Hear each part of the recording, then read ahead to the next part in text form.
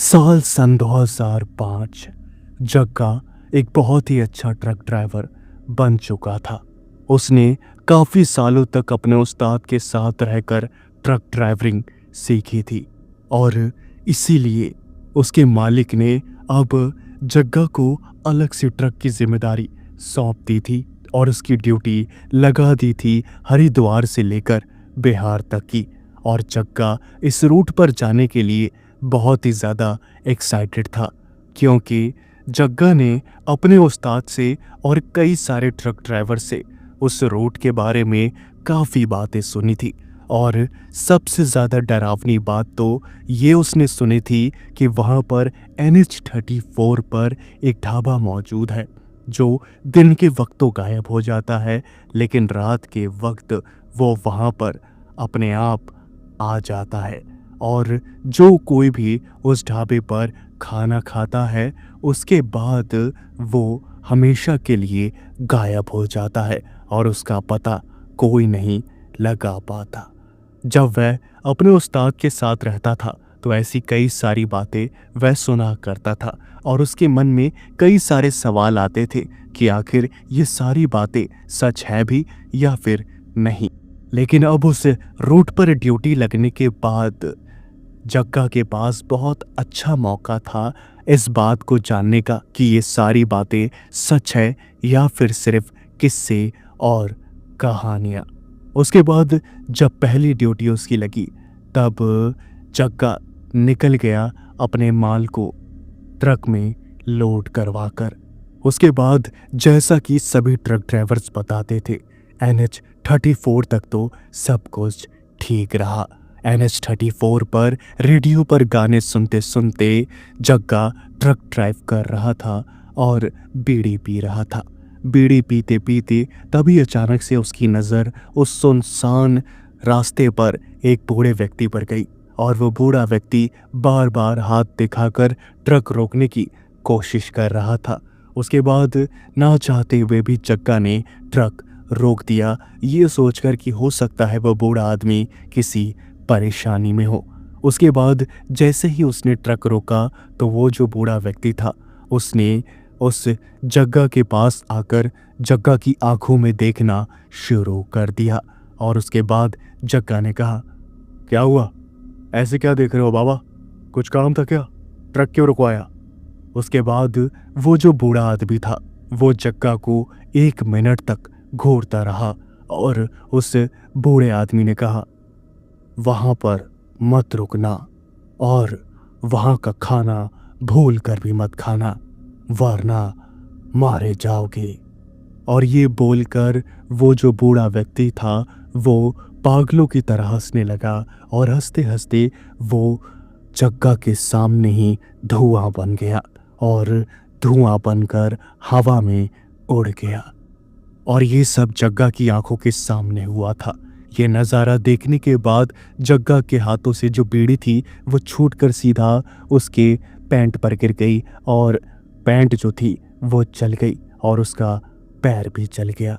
उसके बाद उसने जैसे तैसे उस बीड़ी को खुद से दूर किया और गहरी गहरी सांसें लेना शुरू कर दिया। वो बहुत ही ज़्यादा हैरान हो गया था कि आखिर ये सब उसने क्या देख लिया। उसके बाद उसने अपनी जो शराब की बोतल थी उसे निकाली और अपने उस्ताद के कहे रास्ते पर वो चल पड़ा।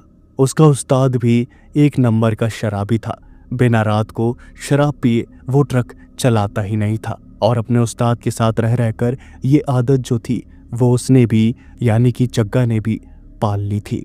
और जब उसे डर लगने लगा और उसे काफ़ी सवाल परेशान करने लगे तब उसने शराब जो थी वो पीना शुरू कर दिया और थोड़ी ही देर में उसे नशा होने लगा। और जब उसे नशा होने लगा तब उसके अंदर का जो डर था वो गायब हो गया और उसने ट्रक स्टार्ट करके फुल स्पीड में ट्रक से वहाँ आगे बढ़ना शुरू कर दिया। और अब उसके अंदर किसी भी चीज़ का कोई डर नहीं था। काफ़ी किलोमीटर ट्रक चलाने के बाद एक कोने पर उसने ढाबे को देखा और वो वही ढाबा था जिसके बारे में लोग अक्सर बात किया करते थे क्योंकि उस ढाबे का नाम था शांति भोजनालय। जग्गा ने देखा वहां दूर दूर तक उस ढाबे पर किसी का कोई नामो निशान नहीं था। उसने अपना ट्रक साइड में लगाया और वहां पर ना ही कोई कार थी ना ही कोई दूसरा व्हीकल। उसके बाद जग्गा ट्रक से शराब के नशे में नीचे उतरा और वो उस ढाबे को ऊपर से नीचे तक देखने लगा और हंसते हुए बोला, अरे कोई है? मुझे भूख लग रही है, खाना मिलेगा क्या? उसके बाद जग्गा हंसते हुए ढाबे के अंदर चला गया, जहां पर उसने देखा कि एक बहुत ही बूढ़ा व्यक्ति वहां पर खाना बना रहा था। उसकी जो पलकें थी वो तक नहीं झपक रही थी और मुंह जो था वो खुला हुआ था और मुंह से लार जो थी वो बह रही थी और उसके हाथ लगातार खाना बनाए जा रहे थे। और उसके बाद जैसे ही उस बूढ़े बावर्ची ने वहां पर जग्गा को देखा तो उसके चेहरे पर एक अजीब सी मुस्कुराहट आ गई और उस बूढ़े आदमी ने कहा, आओ बैठो, खाना खाओ, क्या खाओगे? जग्गा ने कहा, कुछ भी ले आओ लेकिन अच्छा लाना। क्या तुम्हारे पास थाली मिलेगी? वेज थाली। उसके बाद उस अजीब से बावर्ची ने कहा, हाँ मिलेगी, बस मुझे थोड़ा सा समय दो, मैं ताज़ा ताज़ा बना कर लाता हूँ।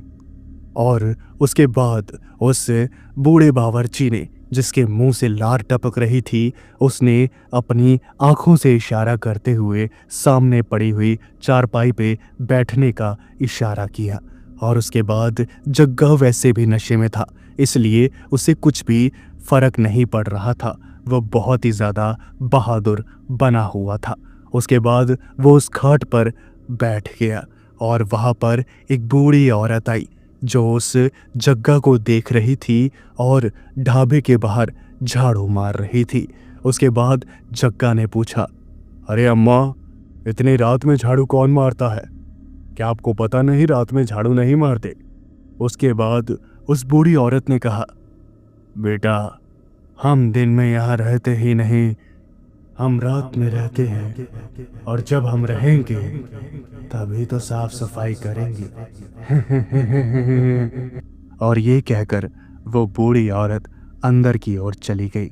थोड़ी ही देर बाद वो बूढ़ी औरत अपने हाथों में गर्मा गर्म सरसों का साग, रोटी और अचार और भी कुछ खाने का सामान जो था वो थाली में परोस कर लाई।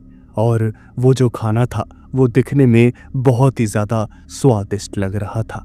उसके बाद वो जो खाना था वो जग्गा के सामने परोसा गया। जग्गा उस खाने को देखते ही ऊपर से नीचे तक एकदम खुश हो गया और उसकी जो भूख थी वो अब गवाही नहीं दे रही थी कि जग्गा उस खाने को देखकर एक मिनट भी इंतज़ार करे। उसके बाद जग्गा ने तुरंत खाना खाना शुरू कर दिया और जैसे ही उसने पहला निवाला खाया और वो निवाला उसके गले से नीचे उतरा तो जग्गा को आसपास की जो चीज़ें थी वो बहुत ही ज़्यादा अजीब लगने लगी। ऐसा लगने लगा जैसे उसने कोई नशीली चीज़ खा ली हो। उसके बाद उसने दूसरी खुराक खाई और दूसरी खुराक खाने के बाद उसकी आंखें अपने आप बंद होने लगी। उसकी आंखों में जलन मचने लगी और सबसे डरावनी बात तो ये थी कि उसके हाथ जो थे वो रुक ही नहीं रहे थे। उसके हाथ अपने आप खाना खाए जा रहे थे और उस जग्गा को बहुत ही ज़्यादा अजीब महसूस होता जा रहा था। और तभी अचानक से उसकी जो नज़र थी वो उस बूढ़ी औरत पर गई और उस बूढ़ी औरत को देखकर जग्गा ज़ोर से चिल्लाया, क्योंकि वो जो बूढ़ी औरत थी वो देखते देखते एक 8 फुट की अजीब से दिखने वाली औरत में बदल गई, जिसके बाल खुले हुए थे और मुंह में कीड़े पड़े हुए थे और पैर की जो उंगलियां थी वो 20-20 इंच लंबी थीं। और उसके बाद वो चिल्लाता हुआ जैसे ही ढाबे से दूर भागने की कोशिश करने लगा तो उसने उस बावर्ची को भी देखा तो उस बावर्ची के मुंह पर भी कीड़े लगे हुए थे और वो भी दिखने में बहुत ही ज़्यादा घिनौना और डरावना था। उसके बाद वो भागता हुआ अपने ट्रक की तरफ गया और उसने जैसे ही ट्रक का दरवाज़ा खोलने के लिए अपना हाथ बढ़ाया तो फिर उसके बाद ऐसा कुछ हुआ जिसे देखकर जग्गा की हालत जो थी वो खराब हो गई। उसका जो हाथ था वो ट्रक के आर पार चला गया और ये देखकर जग्गा ज़ोर से चिल्लाया और उसकी जो चीखने की आवाज़ थी वो दूर दूर तक सुनाई देने लगी और वो पागलों की तरह इधर उधर भागता और भागने के बाद रोते रोते अपने ट्रक में बैठने की कोशिश करता, लेकिन उसका जो शरीर था वो ट्रक के आर पार चला जाता। उसके बाद वो जो जग्गा था उसने उस बूढ़े आदमी की तरफ दौड़ लगाई और वो चिल्लाता हुआ उस बूढ़े आदमी के पास गया और उसने कहा, तुमने क्या किया मेरे साथ? तुमने क्या किया मेरे साथ? तुमने क्या किया मेरे साथ? तुमने क्या किया मेरे साथ? जल्दी बोलो, तुमने क्या किया मेरे साथ? उसके बाद उस बूढ़े आदमी ने जग्गा को हंसते हुए पीछे देखने का इशारा किया और जग्गा ने जैसे ही पीछे मुड़कर देखा तो खाट पर उसकी खुद की लाश पड़ी हुई थी और ये देखकर जग्गा ऊपर से नीचे तक टहल गया और इसका साफ साफ मतलब था कि जग्गा मर चुका है और एक आत्मा बन चुका है और अब वो वहाँ से कहीं नहीं जा सकता। और उसके बाद उसे वहाँ पर अपनी तरह कई सारे लोग नज़र आने लगे जिन्होंने कभी ना कभी उस ढाबे पर खाना खाया था और खाना खाने के बाद वो कभी अपने घर नहीं लौट सके।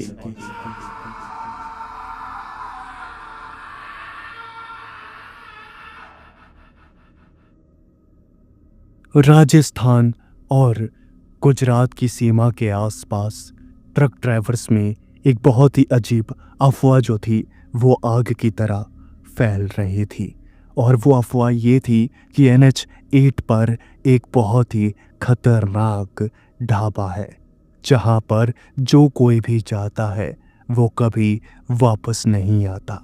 वहाँ पर इंसानों को पकड़कर उन्हें काट पीट कर उनका मांस पकाकर ढाबे के मालिक खा जाते हैं और ये अफवाह काफ़ी दिनों से लोगों के बीच उड़ रही थी और काफ़ी लोगों ने इस बात को सच माना और काफ़ी लोगों ने इस बात को सिर्फ और सिर्फ मजाक में उड़ाया और श्यामलाल मजाक उड़ाने वालों में से था।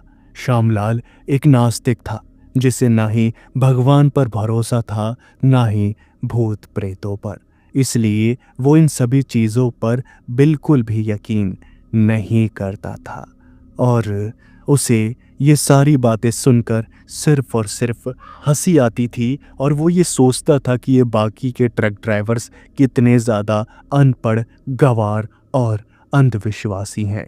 धीरे धीरे जब ये जो अफवाह थी ये और ज़्यादा फैली तो वहाँ के जो ट्रक ड्राइवर्स थे उन्होंने NH8 वाले रास्ते पर जाने वाला जितना भी काम था उसे लेना बंद कर दिया।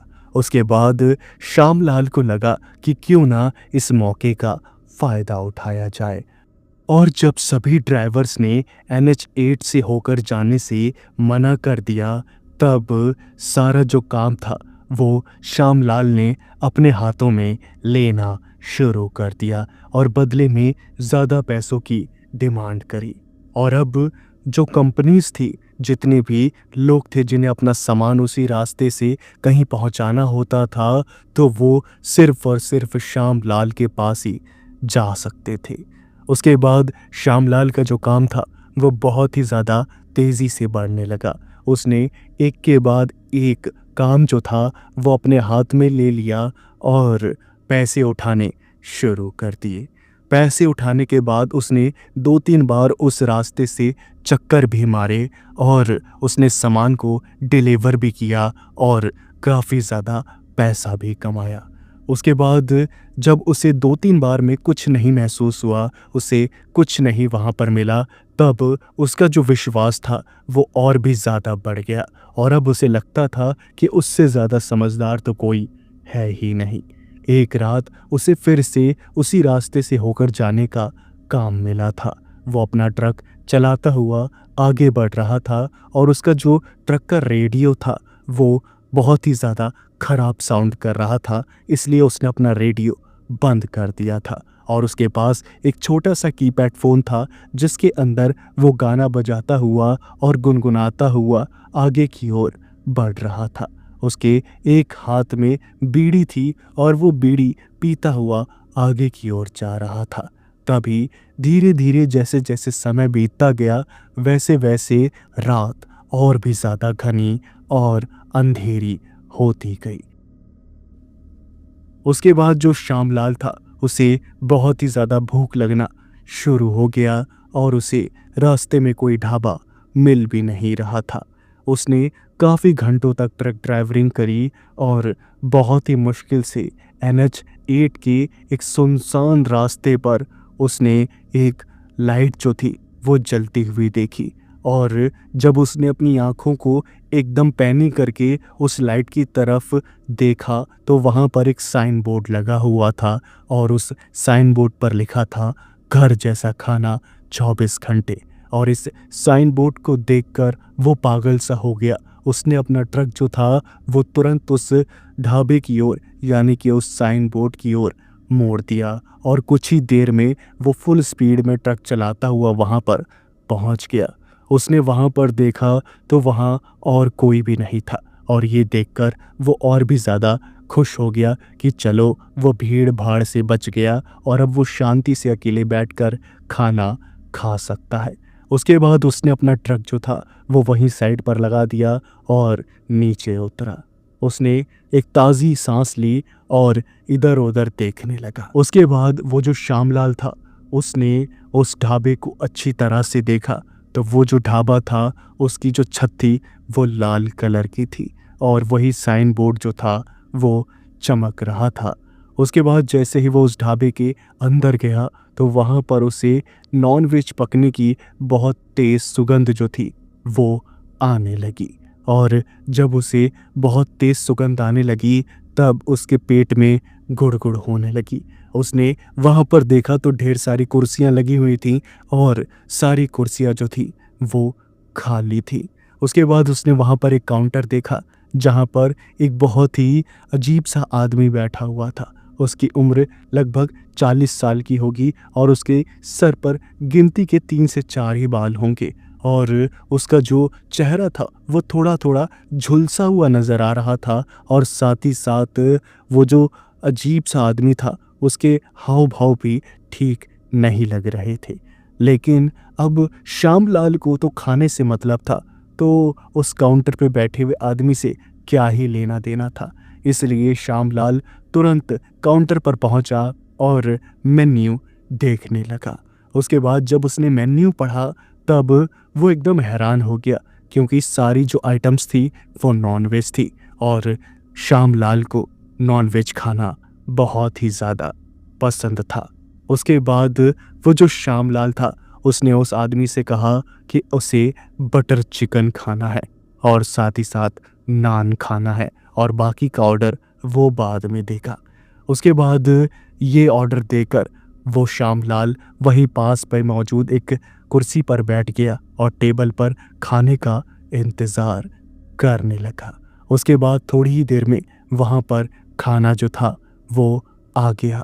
खाना लाने वाला व्यक्ति भी बहुत ही ज़्यादा अजीब था और जैसे ही वो खाना लेकर आया तो श्यामलाल को उस आदमी से बहुत ही गंदी और अजीब जो बदबू थी वो महसूस हुई और उस बदबू के कारण श्यामलाल को अपनी नाक जो थी वो बंद करनी पड़ी। बाद वो जो आदमी था वो मुस्कुराता हुआ टेबल पर खाना रखकर वहाँ से चला गया। उसके बाद वो जो श्यामलाल था उसने नान का एक निवाला तोड़ा और थोड़ा सा बटर चिकन लिया और मुंह को खोला। निवाला जो था वो बहुत ज़्यादा गर्म था इसलिए उसने फूंक मारकर थोड़ा सा उसे ठंडा किया और जैसे ही उसने पहला निवाला मुंह में डाला तो उसे बहुत ही ज़्यादा अजीब लगा क्योंकि उसने बहुत सारी जगहों पर खाना खाया था और न जाने कितनी बार उसने नॉनवेज खाया था और वो नॉनवेज के टेस्ट से अच्छी तरह से वाकिफ था। उसे बिल्कुल भी धोखा नहीं हो सकता था नॉनवेज के टेस्ट के मामले में। उसने जैसे ही अजीब सा महसूस किया तो उसने वो जो खाना था वो थूक दिया। उसने महसूस किया कि वो जो चिकन था वो एकदम च्युइंगम की तरह लग रहा था और उस च्युइंगम में हल्की सी कड़वाहटपन थी। और उसके बाद थूकने के बाद उसने उस काउंटर पर बैठे हुए आदमी को गाली देते हुए कहा, अबे कुत्ते, ये तूने मुझे क्या खिला दिया? हाँ, इतने सालों से मैं नॉनवेज खाता हुआ आ रहा हूँ, मुझे कभी इतना गंदा स्वाद नहीं मिला जितना स्वाद तेरे इस घटिया ढाबे पर आकर मुझे मिला। तेरी हिम्मत कैसे हुई मुझे इतना घटिया और गंदा खाना खिलाने की? उसके बाद वो जो आदमी था जो काउंटर पर बैठा हुआ था, उसने कोई जवाब नहीं दिया और उसने रसोई की तरफ जाने का इशारा किया।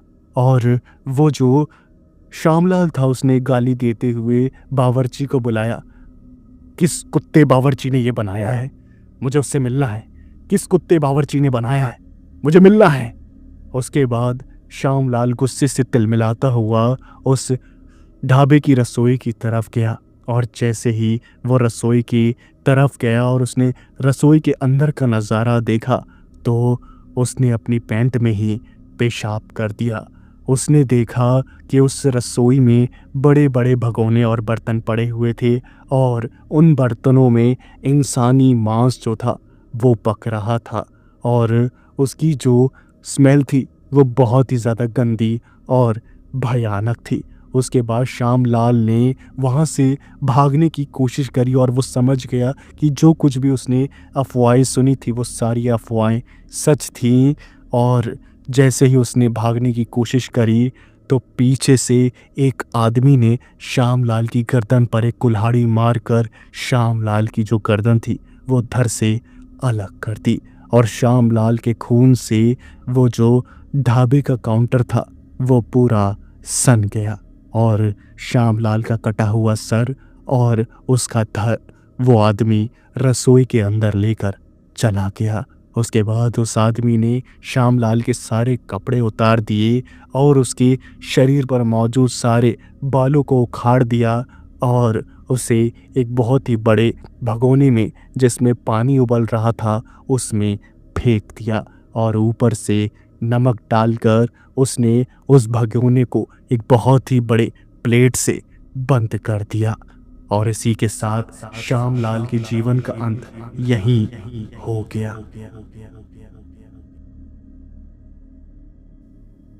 हरीलाल एक ट्रक ड्राइवर जो 25 सालों से दिल्ली से लेकर आसाम तक सामान को ढोता हुआ आ जा रहा था और अब उसे इतना ज़्यादा एक्सपीरियंस हो गया था इस काम का कि उसके लिए ये सब ट्रक ड्राइवरिंग का काम बच्चों का खेल बन चुका था।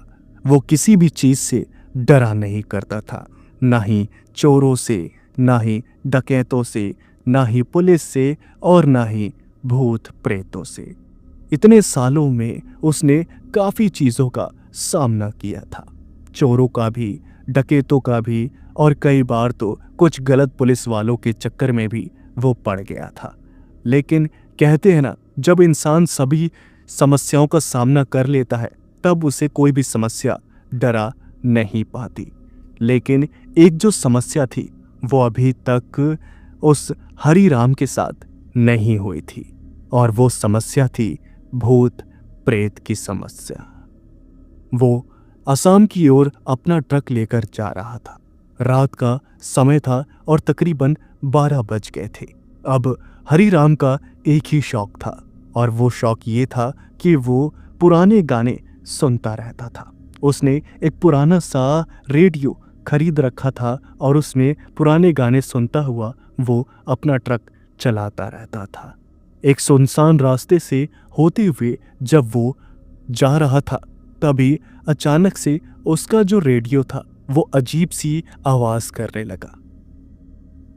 उसके बाद हरीराम को ये लगा कि उसे चैनल चेंज करना चाहिए। उसके बाद गाने वापस बजना शुरू हो जाएंगे। अब एक हाथ में उसका स्टीयरिंग व्हील था ट्रक का और दूसरे हाथ में वो अपने उस रेडियो का स्टेशन चेंज कर रहा था। और स्टेशन चेंज करते करते वो जो रेडियो था वो अचानक से बंद पड़ गया। और जैसे ही रेडियो बंद पड़ा तो वो हरीराम रेडियो की तरफ देखने लगा और उसने हल्के हाथ से रेडियो को थपथपाना शुरू किया। और इसी चक्कर में उसका जो ध्यान था वो सामने से हट गया और अचानक से ही उसे उस रेडियो से एक छोटी सी बच्ची की चीखने की जो आवाज़ थी वो सुनाई दी। और उस चीख को सुनने के बाद वो हरीराम इतना ज़्यादा डर गया कि उसने अपना रेडियो जो था वो खिड़की से बाहर फेंक दिया। और उसकी जो चीख थी वो बहुत तेज़ थी और वो जो रेडियो था वो बाहर गिरने के बाद में भी उसमें से वो जो चीख थी बच्ची की वो आई जा रही थी। उसके बाद वो जो हरीराम था उसकी हालत बहुत ज़्यादा ख़राब हो गई। उसके चेहरे पर सफ़ेदी आ गई और वो बहुत ज़्यादा डर गया। उसके बाद हरीराम ने अपना दिमाग लगाया और उसने सोचा कि कहीं ये जो आवाज़ है लड़की की चिल्लाने की वो कोई रेडियो स्टेशन पर तो नहीं आ रही है। और गलतफहमी में उसने डर के मारे रेडियो को फेंक दिया हो। और यही सोचकर वो ट्रक से नीचे उतरा और रेडियो के पास जाने लगा। जैसे ही वो रेडियो के पास गया और उसने रेडियो को उठाकर देखा तो रेडियो पर क्रैक आ गया था और रेडियो जो था वो अचानक से बंद पड़ गया।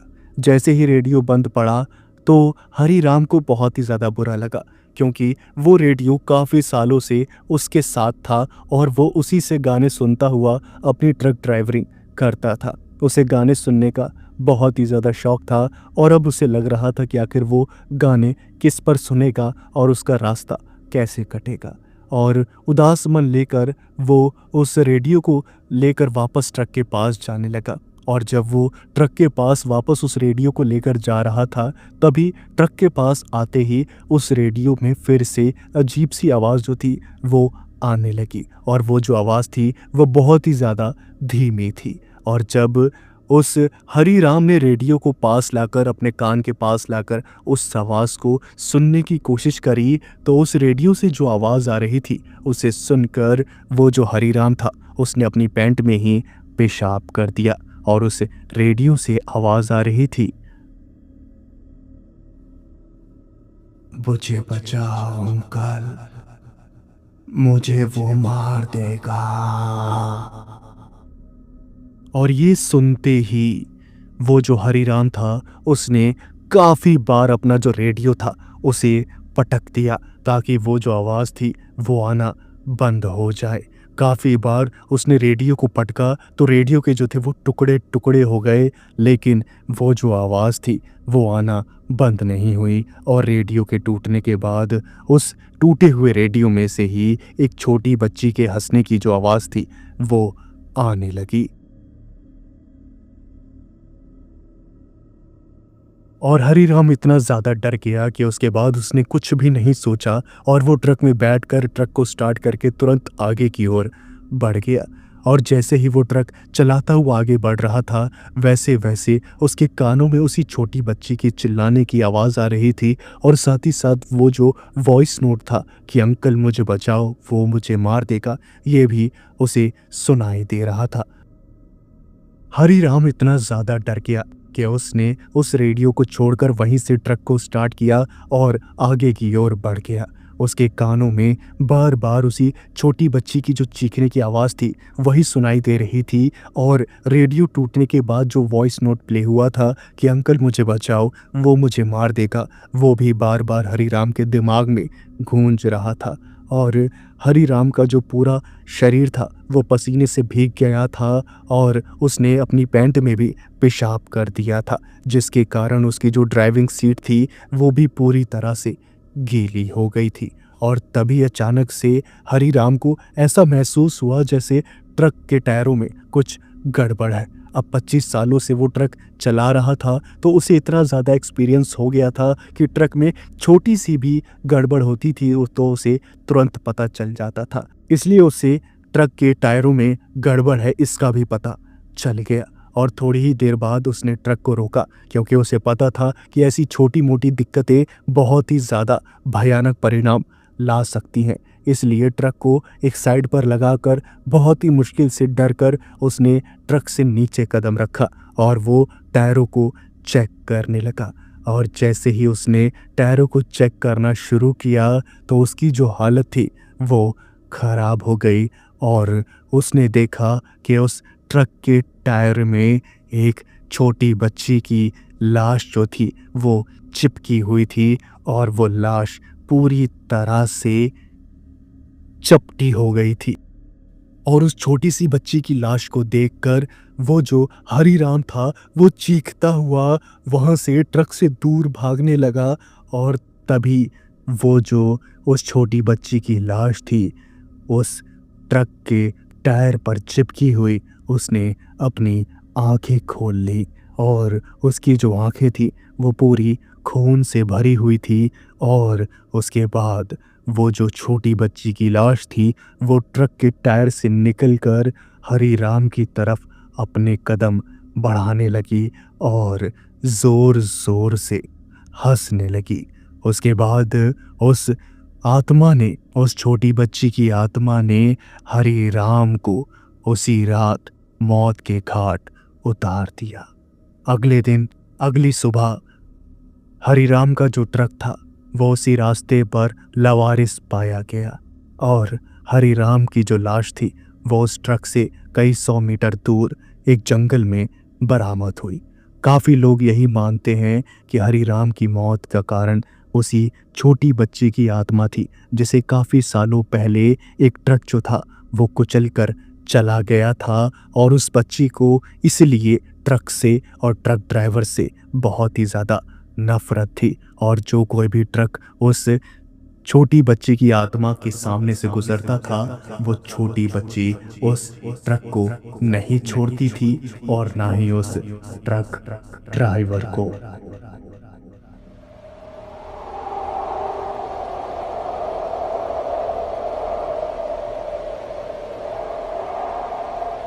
रात के 1:17 का समय था।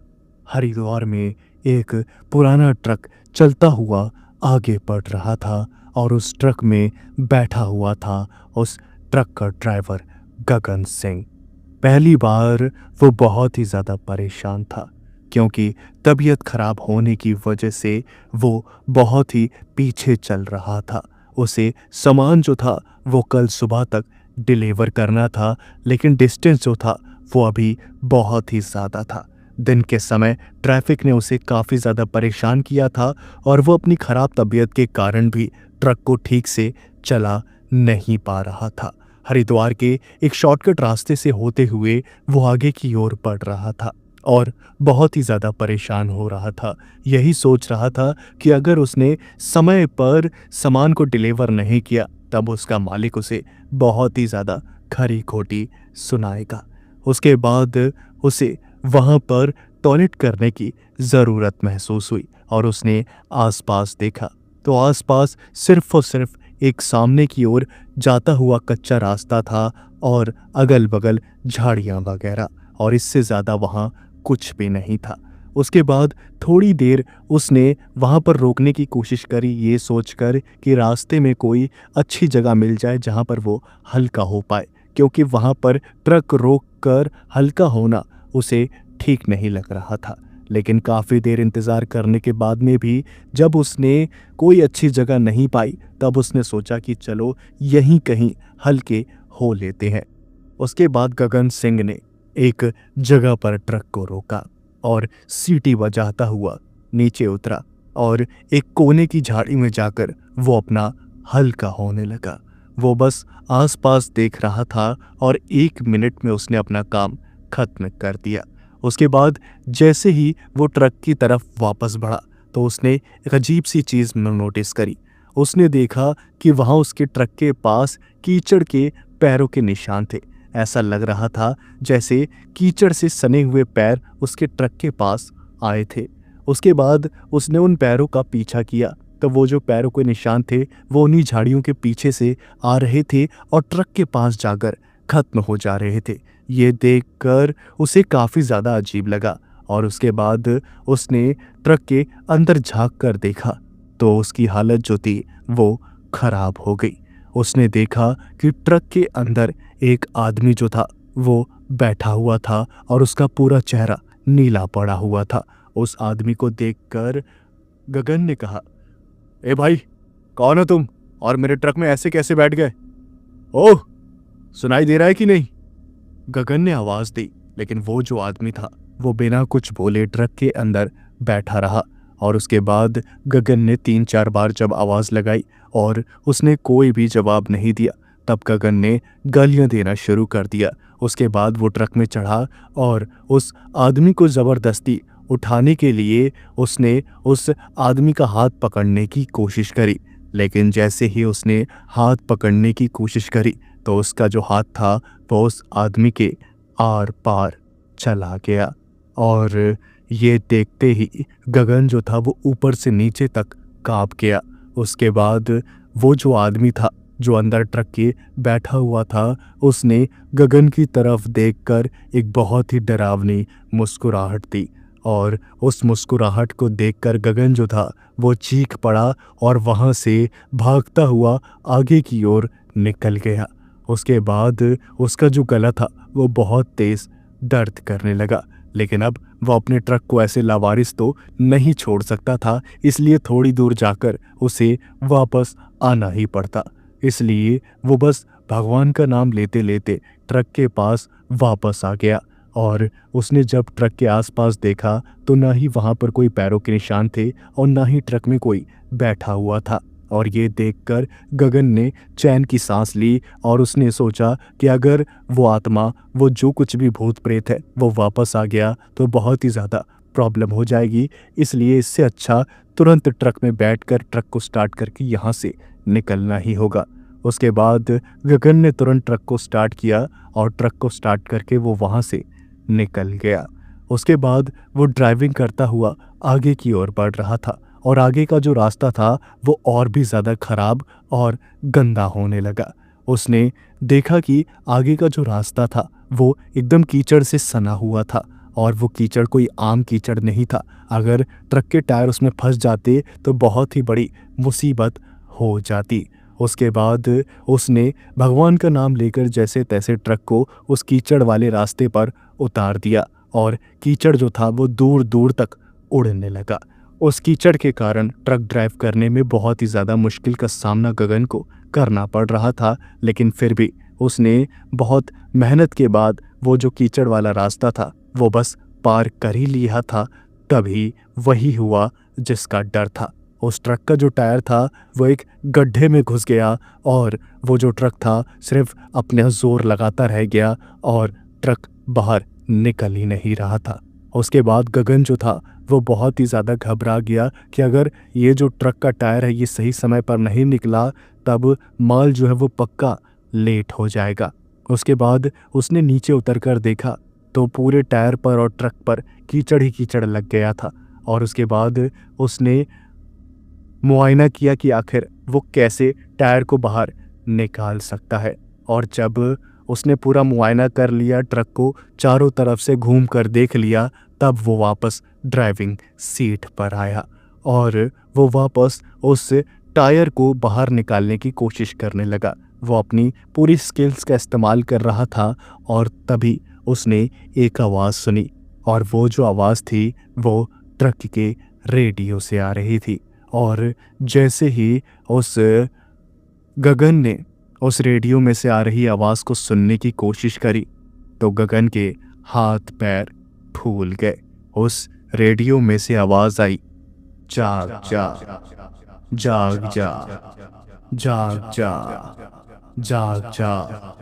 और जैसे ही ये आवाज़ गगन ने सुनी तो उसके शरीर में एक बहुत ही ज़ोरदार करंट लगा और करंट लगते ही वो अचानक से ही होश में आया और उसने देखा कि अभी तक वो उसी सुनसान रास्ते पर है और उसके बगल में वही नीला पड़ा हुआ आदमी बैठा हुआ है और वो अभी भी गगन को मुस्कुराता हुआ बस देख रहा है। ये भयानक नज़ारा देखकर गगन इतनी ज़ोर से चिल्लाया कि उसके जो गले से खून बहने लगा और वो जो खून था वो सीधा स्टीयरिंग व्हील पर जा गिरा।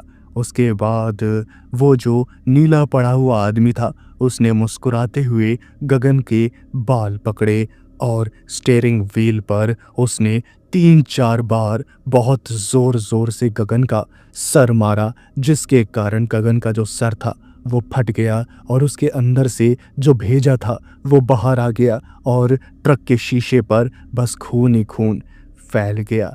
उसके बाद उस नीले पड़े आदमी ने उस गगन सिंह के सारे खून को पी लिया और उसके पूरी लाश को नीला छोड़कर वहाँ से चला गया।